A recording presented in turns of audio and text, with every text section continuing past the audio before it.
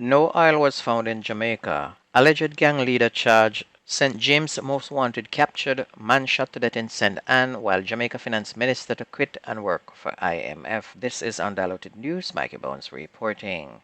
Energy Minister Darrell Vaz is rubbishing claims that there has been a discovery of oil off Jamaica shores. There have been several commentaries on social media asserting that oil had been discovered and that the matter is being kept private. Mr. Vaz said he has received several calls about the issue, but he dismissed those assertions as lies. Meanwhile, Minister of Finance and the Public Service Dr. Nigel Clark is set to become the Deputy Managing Director of the International Monetary Fund effective October 31st of this year. The announcement was made on Monday by IMF Managing Director Kristalina Georgieva. Dr. Clark has been Jamaica's Minister of Finance and the Public Service and a Member of Parliament since March of 2018. The government said it has identified successors to Clark in both his ministerial and parliamentary responsibilities, and there will be a smooth transition in both capacities. Three-term councillor for the Chancellaine Division, Dwayne Smith, will eventually be the Jamaica Labour Party candidate for the St. Andrew Northwestern constituency, currently represented by Dr. Clark.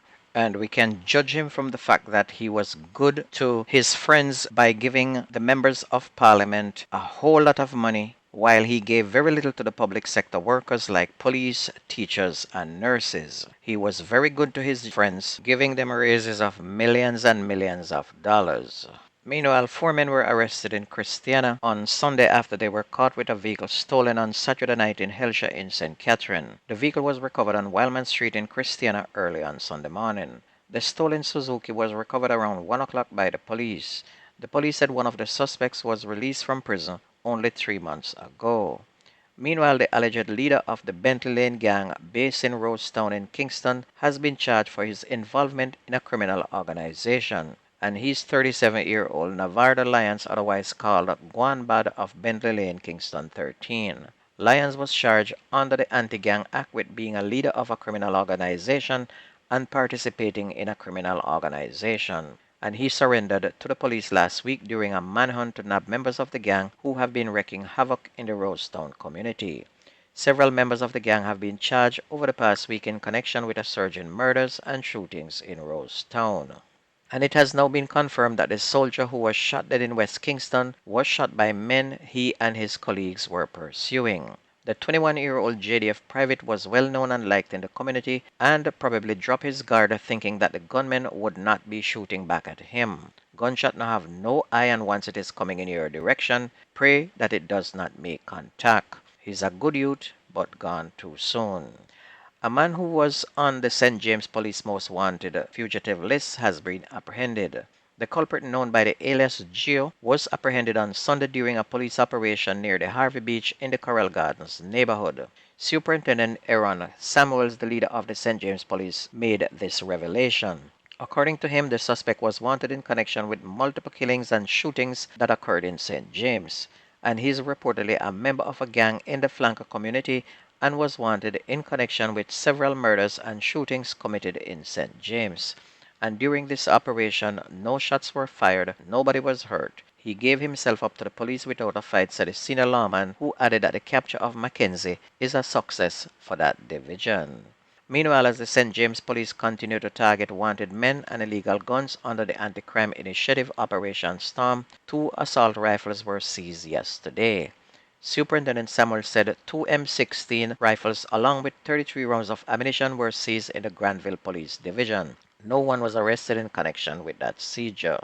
Detectives over in St. Anne are now probing the fatal shooting of a man during a disturbance in Claremont, St. Anne on Sunday night. The deceased has been identified as Odell Kolash of a Claremont address. The incident unfolded in the vicinity of Everything Haberdashery and Wholesale in the town sometime after 11 o'clock. And it's reported that Mr. Kolash was attacked with bottles by a crowd of people who accused him of disrupting a popular event in the town. Lawmen who rushed to the scene discharged several rounds in the air in an attempt to stop that attack. In the process, Mr. Kolash reportedly went after one of his attackers with a pair of scissors, stabbing him repeatedly. Shots were again fired by the police to prevent any further injuries. A licensed firearm holder who was standing by intervened but was set upon by Mr. Kolash, who stabbed him. In fear for his life, the man fired his weapon and shot Mr. Kalash, and both injured men were assisted to hospital where Mr. Kalash was pronounced dead. Onto sports, Olympic bronze medalist Rashid Broadbell recorded the lone Jamaican victory at the Lucerne Diamond League in Switzerland on Thursday last, turning back a quality field in the men's 110 meters hurdles. Broadbell closed rapidly in clocking 13.10 seconds to stun Olympic champion Grant Holloway. Another Jamaican and Tokyo Olympic champion Hansley Parchment took third in 13.23 seconds, with Holloway clocking 13.14 for the runner-up spot.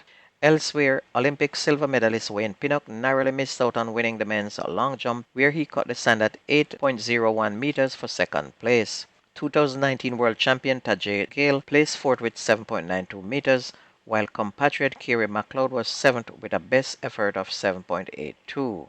Olympic champion Miltiadis Tentoglou of Greece won the event with his last jump jumping 8.06 meters.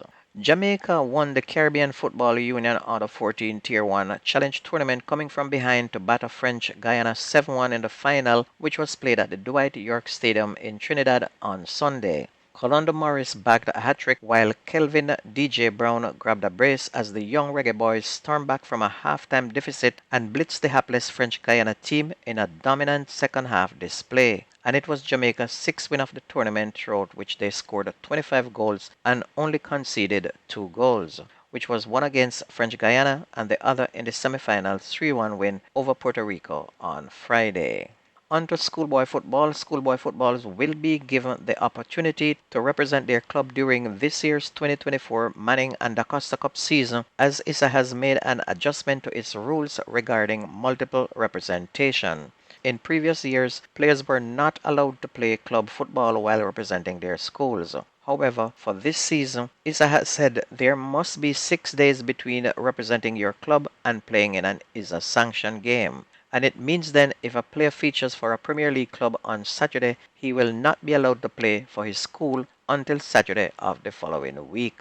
The ISA schoolboy football season will kick off September 7th. And if you missed the news on this radio station, please go to YouTube, type in Jamerican Undiluted News, listen, like, share, subscribe, hit the notification bell so when we post, you will get notified. And that's news and sports on your favorite radio. My name is Mikey Bones. I gone.